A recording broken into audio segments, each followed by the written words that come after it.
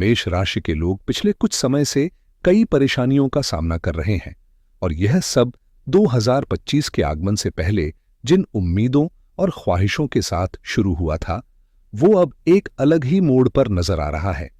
जब 2025 का आगाज हुआ था तो सबको उम्मीद थी कि यह साल हमारे लिए शानदार साबित होगा।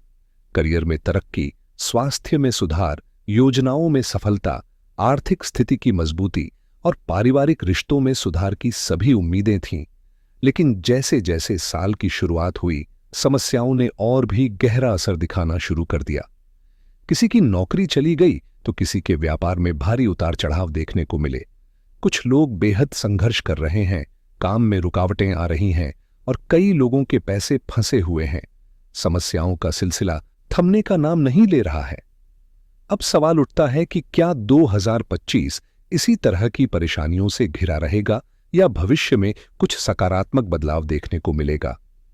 इस वीडियो के जरिए हम इन सभी पहलुओं पर विस्तार से चर्चा करेंगे और हर क्षेत्र के बारे में जानकारी देने की कोशिश करेंगे। आज हम आपके जीवन के विभिन्न पहलुओं पर चर्चा करेंगे, जैसे कि आपके स्वास्थ्य, करियर, व्यवसाय, आत्मविश्वास, अवसर, संतान, शिक्षा, प्रेम जीवन, वैवाहिक संबंध, भाग्य, लाभ और हानि और विदेश यात्रा। इन सभी क्षेत्रों में आपके जीवन के संभावित बदलावों को समझने के लिए हम गहरी जानकारी देंगे। यह विश्लेषण चंद्र राशि, नाम राशि और लग्न राशि पर आधारित होगा, ताकि आप विभिन्न दृष्टिकोणों से इसे समझ सकें। ग्रहों की स्थिति की बात करें तो इस समय सौर मंडल में कुछ महत्वपूर्ण बदलाव हो रहे हैं। आपके राशि के अनुसार 5 ग्रह व्यय भाव और 12वें भाव में गोचर कर रहे हैं। खास बात यह है कि राहु पिछले 18 महीने से इस स्थान पर गोचर कर रहा है, जबकि शनि ने 29 मार्च 2025 को इस क्षेत्र में प्रवेश किया है। 12वां भाव, जो नुकसान और खर्च का प्रतीक होता है, इस समय ग्रहों का गोचर अच्छा नहीं माना जाता है। अब सवाल यह है कि इसका आपके जीवन पर क्या असर पड़ेगा और आने वाले समय में किस दिशा में बदलाव हो सकते हैं। इस वीडियो में हम इन सभी पहलुओं को विस्तार से समझेंगे। 12वां भाव, जो खर्च, कोर्ट कचहरी और नुकसान का प्रतीक है, इस समय कई महत्वपूर्ण प्रभावों को दर्शा रहा है। इस भाव का स्वामी अगर इस क्षेत्र में बैठता है तो यह व्यक्ति के जीवन में व्यय, आर्थिक नुकसान और कभी-कभी तलाक जैसी समस्याओं का संकेत देता है। आमतौर पर जब ग्रह इस भाव में गोचर करते हैं तो यह व्यक्ति के खर्चों में वृद्धि और वित्तीय परेशानियों को जन्म देता है। वर्ष 2025 की शुरुआत से ही कई लोगों ने देखा कि उनके खर्चों में बेतहाशा बढ़ोतरी हो गई है और उनका बैंक बैलेंस धीरे धीरे खत्म हो रहा है। हालांकि कुछ के लिए यह समय कुछ अच्छे खर्चों का भी रहा, मगर अधिकांश के लिए यह कठिनाइयों से भरा रहा। जिनसे पैसे उधार लिए थे वो फंसे हुए हैं और जिनसे आय होनी चाहिए थी वहां से भी कोई फायदा नहीं मिल रहा। इसके साथ ही दवाइयों के खर्च, पुराने बिल और उधारी जैसे मसले भी सामने आ रहे हैं। अब बात करें मंगल की, तो जनवरी 2025 से यह नीच राशि में गोचर कर रहा है, जो कि आपके लग्न का स्वामी है और आपकी कुंडली में एक प्रमुख ग्रह है। यह स्थिति आपके लिए कुछ खास सकारात्मक बदलावों का संकेत नहीं देती है, बल्कि कार्यों में बाधाएं और संघर्ष का सामना करने का संकेत देती है। जब लग्नेश या मुख्य ग्रह की स्थिति ठीक नहीं होती तो अन्य ग्रह भी अपने अच्छे प्रभाव नहीं दे पाते। यही कारण है कि पिछले कुछ समय से परेशानियों का सिलसिला जारी है।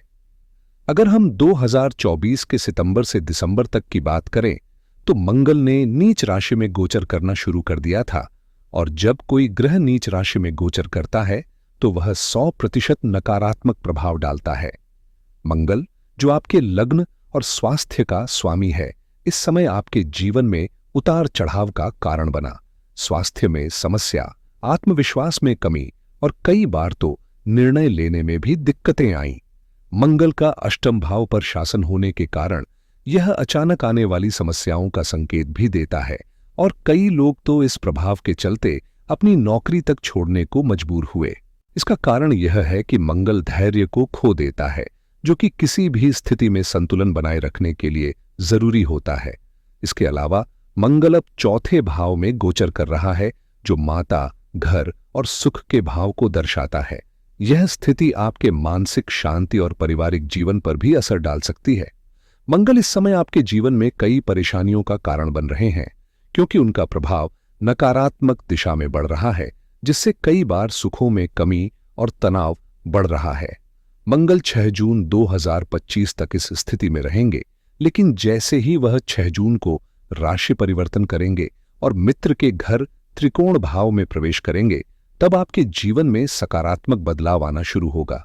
स्वास्थ्य, आत्मविश्वास, नए अवसर, ससुराल पक्ष और यहां तक कि गुप्त धन जैसे क्षेत्र, जैसे शेयर बाजार, इन सभी में मंगल बेहतर परिणाम देंगे।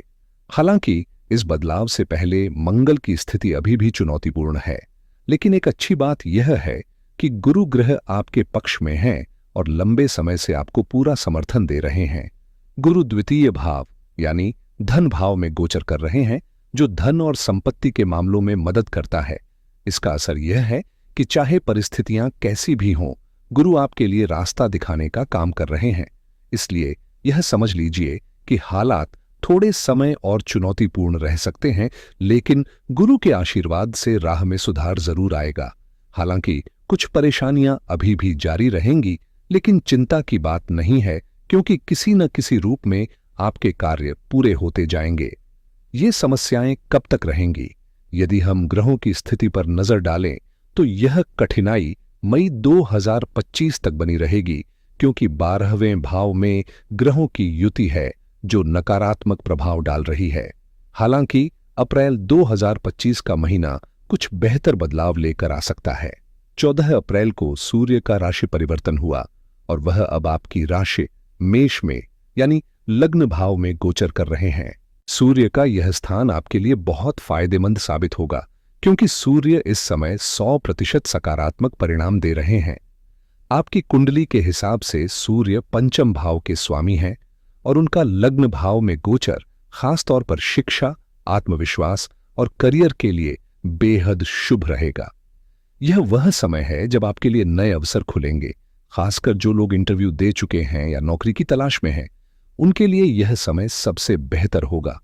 सरकारी नौकरी वालों के लिए भी यह समय बेहतरीन रहेगा और स्थिति बहुत ही सकारात्मक नजर आ रही है। सूर्य का गोचर 14 अप्रैल तक 12वें भाव में रहेगा और इस दौरान कुछ मुश्किलें आ सकती हैं। यह समय मानसिक तनाव, एंजाइटी और आलस्य को बढ़ाने वाला हो सकता है, जिससे कार्यों में सफलता मिलने में कठिनाई होगी। लेकिन 14 अप्रैल के बाद सूर्य का राशि परिवर्तन आपके लिए एक सकारात्मक मोड़ लाएगा। जब सूर्य उच्च राशि में गोचर करते हैं तो यह सरकारी नौकरी में काम करने वाले, कमीशन आधारित क्षेत्रों और टेंडर से जुड़े लोगों के लिए बेहतरीन समय होता है। खासकर जिनका प्रमोशन रुका हुआ था, उनके लिए यह समय फायदेमंद हो सकता है, क्योंकि सूर्य के उच्च राशि में गोचर करने से पद, प्रतिष्ठा और मान सम्मान बढ़ता है। यह समय उन लोगों के लिए भी अच्छा रहेगा जो सरकारी कामों से जुड़े हैं या किसी महत्वपूर्ण कार्य को अंजाम देने की योजना बना रहे हैं। हो सकता है कि इस बदलाव से आपको कहीं से कोई बड़ा लाभ भी मिल जाए और स्थिति में सकारात्मक बदलाव आए। आने वाले समय में सूर्य आपके लिए कई सकारात्मक बदलाव लाएगा। खासकर विद्यार्थियों के लिए यह समय बहुत अच्छा रहेगा। शिक्षा में सफलता मिलेगी और संतान से जुड़ी खुशी भी मिल सकती है। आर्थिक स्थिति में सुधार होगा, जिससे आपकी वित्तीय स्थिति और मजबूत होगी। सूर्य का पंचम भाव पर प्रभाव एक बेहतरीन स्थिति को दर्शाता है, जो शिक्षा, संतान सुख और वित्तीय लाभ में बढ़ोतरी का संकेत है। हालांकि मंगल की स्थिति 6 जून तक आपके लिए पूरी तरह से अनुकूल नहीं रहेगी, इसलिए इस दौरान ध्यान रखना जरूरी है। मंगल को लेकर उपाय किए जा सकते हैं, जैसे चंडिका स्तोत्र का पाठ, ताकि वह आपके स्वास्थ्य, आत्मविश्वास और कार्य में एकाग्रता को बेहतर बना सके। दूसरी ओर 12वें भाव में 5 ग्रहों की युति कभी भी शुभ नहीं मानी जाती, क्योंकि यह व्यय, नुकसान और खर्च का भाव होता है। इस स्थिति में यह ग्रह आपके खर्चों को बढ़ा सकते हैं और वित्तीय नुकसान की संभावना बना सकते हैं। ऐसे में यह समय थोड़ा सावधानी से गुजरने का है, खासकर 12वें भाव में ग्रहों के इस संयोजन के कारण। हालांकि इस समय कुछ ग्रहों के दोष भी बन रहे हैं, लेकिन साथ ही कुछ राजयोग भी बन रहे हैं। उदाहरण के लिए सूर्य के साथ राहु सूर्य ग्रहण दोष बना रहे हैं, वहीं शनि और राहु का मिलन पिशाच दोष और प्रेत दोष पैदा कर रहा है, जबकि बुध के साथ राहु जड़ दोष और शुक्र के साथ राहु चारित्रिक दोष बना रहे हैं। यह सभी दोष 18 मई 2025 तक सक्रिय रहेंगे। 18 मई के बाद राहु अपनी राशि बदलकर कुंभ राशि के एकादश भाव में गोचर करेगा, जिससे बाकी ग्रह स्वतंत्र रूप से अपना प्रभाव डालने लगेंगे। अब बात करें मेष राशि की, तो यहां शनि की 7.5 का प्रभाव पहले ही शुरू हो चुका है। मेष राशि के लिए शनि करियर और लाभ के स्वामी होते हैं, इसलिए इनका प्रभाव सीधे तौर पर नुकसान नहीं पहुंचाता, क्योंकि शनि केंद्र के स्वामी भी होते हैं और आय के स्रोत से जुड़े होते हैं। हालांकि 18 मई 2025 के बाद शनि आपके करियर में बड़े बदलाव लाएंगे, क्योंकि वह इस क्षेत्र के मालिक हैं। ऐसे में इस बदलाव से आपके करियर में न केवल नई दिशाएं खुलेंगी, बल्कि यह समय आपके लिए महत्वपूर्ण अवसरों को भी लेकर आ सकता है। वर्तमान में राहु के गोचर के कारण ग्रहों की स्थिति ठीक से काम नहीं कर पा रही है, खासकर जब वे 12वें भाव में हैं, जहां शत्रु और मित्र दोनों एक ही स्थान पर मौजूद हैं। इसका असर यह है कि ग्रह पूरी तरह से स्वतंत्र होकर अपने अच्छे परिणाम नहीं दे पा रहे हैं, क्योंकि इनका आपस में शत्रुतापूर्ण संबंध है। हालांकि इस समय कुछ अच्छे राजयोग भी बन रहे हैं, जैसे बुधादित्य राजयोग, लक्ष्मीनारायण राजयोग, नीच भंग राजयोग और विपरीत परिवर्तन राजयोग, जो सकारात्मक प्रभाव डाल सकते हैं। लेकिन फिर भी इन राजयोगों के अच्छे परिणाम पूरी तरह से नहीं दिखाई दे रहे, क्योंकि इन ग्रहों का स्थान व्यय का भाव है, जो नुकसान और खर्चों का संकेत देता है।